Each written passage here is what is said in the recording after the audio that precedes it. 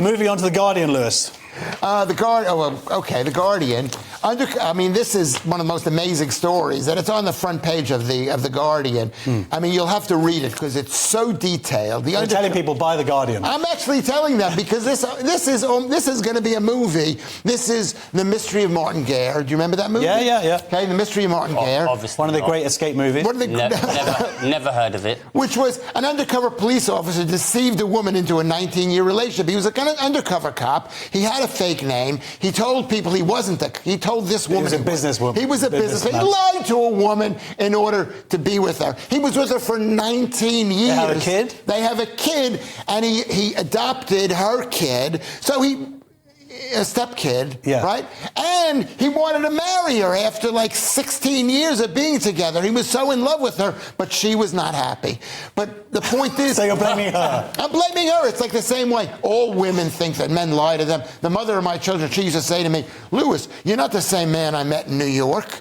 She would say this to me. And I would say, I'm not in New York, I'm in Peckham. I'm like a shark on the bottom of a boat. So she lied to you about Peckham. She was like, yeah, Peckham's like New York. She lied to me. She told me I was going to be a big star in this country. She got it right, but only sort of 20 years later. What do you think about this, Darius? And also there's information, I think, that the IOPC actually knew about this. She didn't know, but they knew about 7 years ago and didn't tell her. Well, this is genuinely a crazy story. Obviously, my initial reaction is officer deceived woman into a 19-year relationship. It's like, that's just a normal relationship. Yes. But it's so, like Lewis said, it's so in-depth. It's like, it's 5 pages long.